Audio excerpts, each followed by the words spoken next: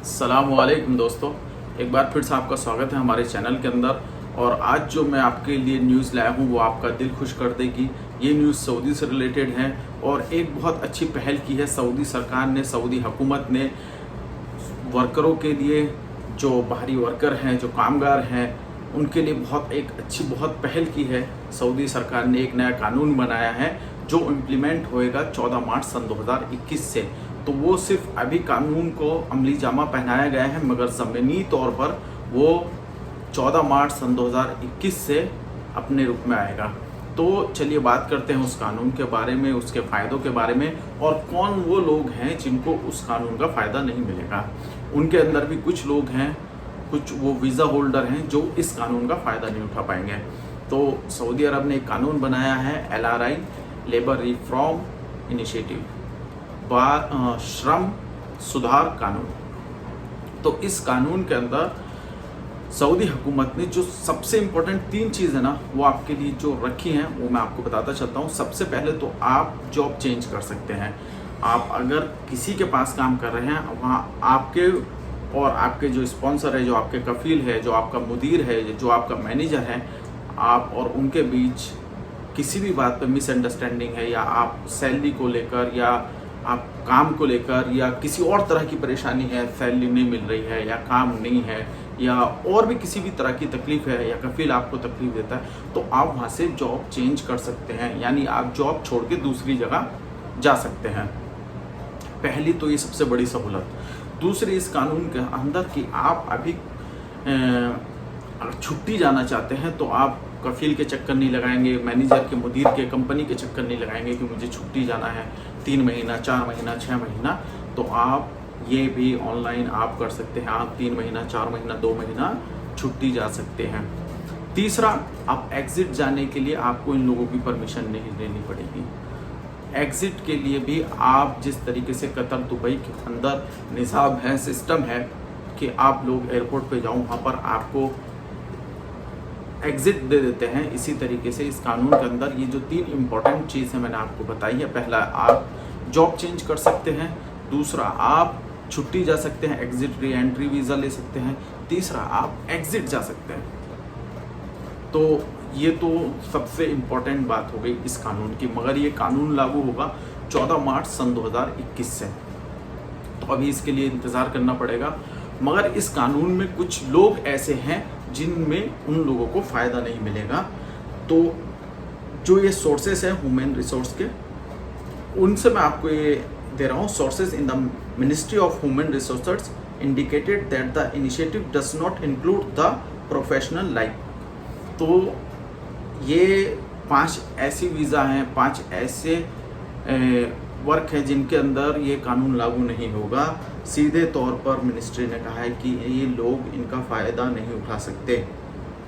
तो जो सबसे पहले है वो गार्ड की जॉब है।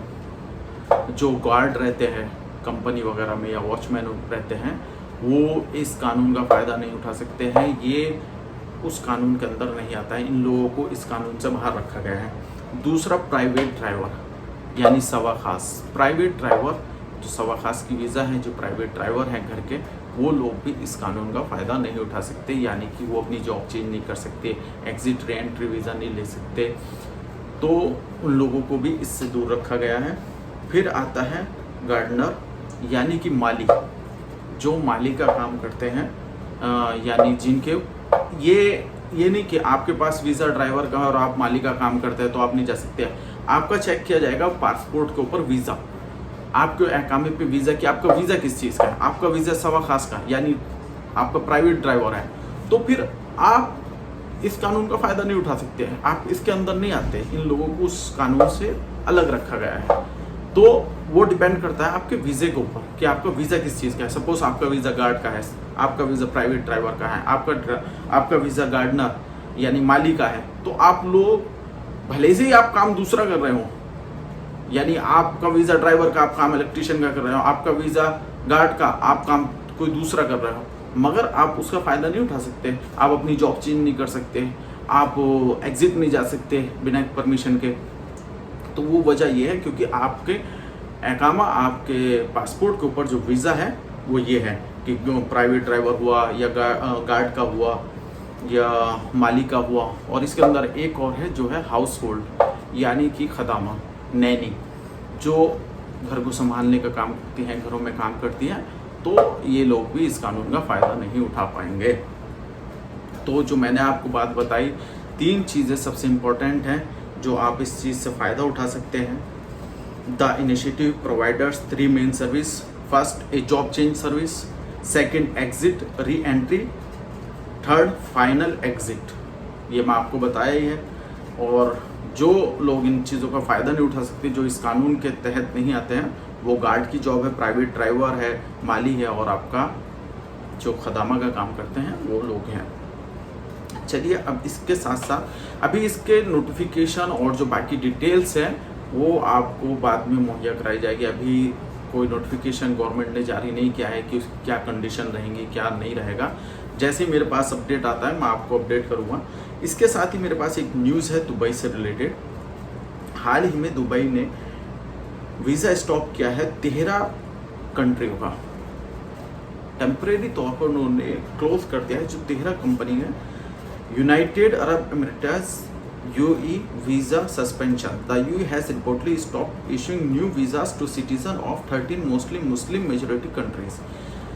13 कंट्रियों का वीज़ा सस्पेंस कर दिया है, सस्पेंशंस में डाल दिया है, जिनमें Afghanistan, Algeria, Iran, Iraq, Kenya, Lebanon, Libya, Pakistan, note करने वाली बात है, Pakistan, Somalia, Syria, टूनीशिया, Turkey and Yemen.